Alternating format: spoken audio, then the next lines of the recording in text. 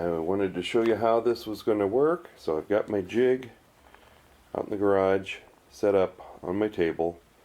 I've already built my end plate pieces, and these are going to be assembled upside down. So this side is the top of the module, and the way this is going to work is I've got machinist blocks underneath that plate, so that determines my spacing for my 2-inch foam, and it keeps everything, because I assembled these end plates using those blocks, I can make sure that everything is really square. I want everything as square as I possibly can get it to that top surface. If you look, I've got the end plate butted up against my stop right there, and I'll put some spring clamps on it to hold it in position. Alright, so now you can see that I've got spring clamps holding this in place up against the stop at this end, and these are set to 7.5 degrees cant angle at each end, so this will be a 15-degree included angle module.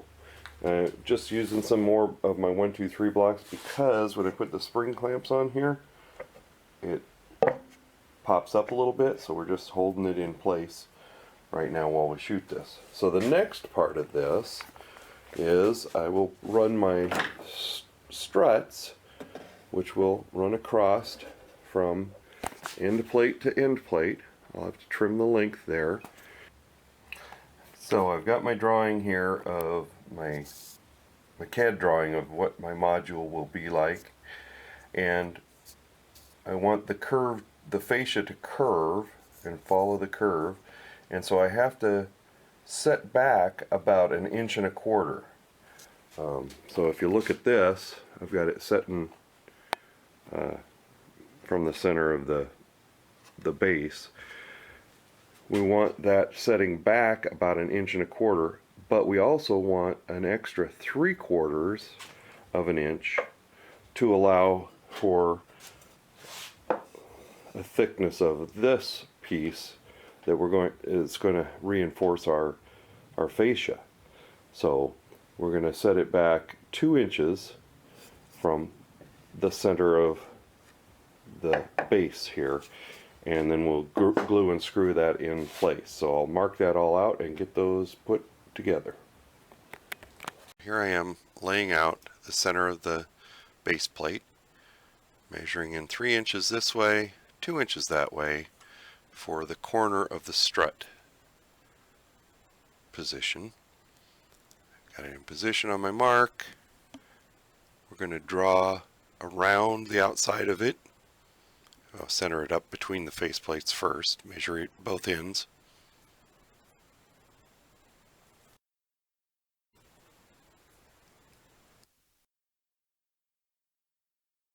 Then we'll draw the outline so we know where to put the glue. And I'm mounting these struts on edge just because I noticed that the plywood had a little bit of a bow to it, and I don't want any chance of that translating to deflecting the surface, top surface. So put some glue on there. We'll clamp it in position.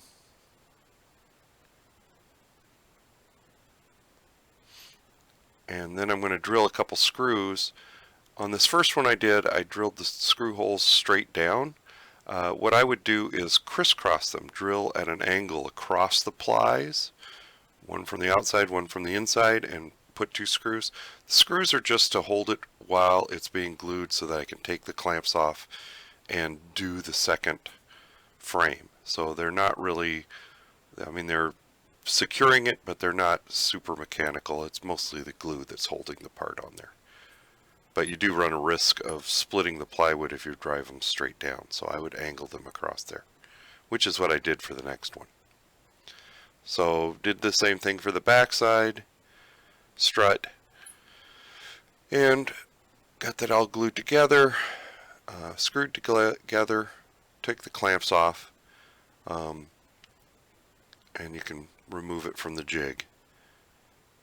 Here I'll show you that the two of them stacked on top of each other with the faceplates lined up. That's the second one on the bottom. They really come out very symmetrical, very close to each other. Mainly this is big help if you're designing multiple of the same sections for like doing a turn back loop or something where you want it to be aligned. But if you're also making multiple sections and you need a replacement section, by saving the jig you can make a new one anytime. So there I've got the foam just temporarily in place. Here I am laying out my curve. I've got the straight edge clamped to the inside, and I mark that out, and then I'll take this all back apart and cut that.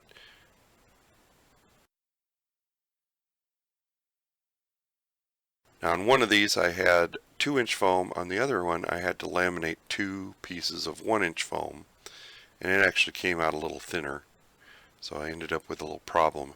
Here's my Ryobi jigsaw with the Festool foam cutting blade, and this does a super nice job. Very little amount of dust or anything created by this.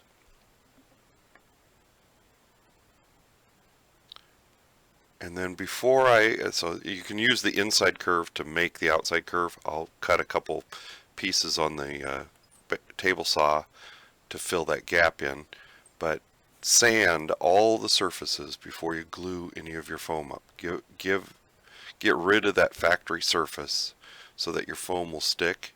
And I use either Gorilla Glue or there's an Elmer's low foam urethane glue. Both of them work excellent for gluing foam to wood or foam to foam. It won't attack the foam. It dries hard. You can cut it with a hot knife. It shapes basically. It's a little harder, stiffer than the foam, but it'll shape. So here's the one that I laminated out of 2 pieces of 1-inch foam, and you can see that I had to cut some shims because you can see the gap between my straight edge and the base foam. So I shimmed it up, glued those down, and then sanded those smooth.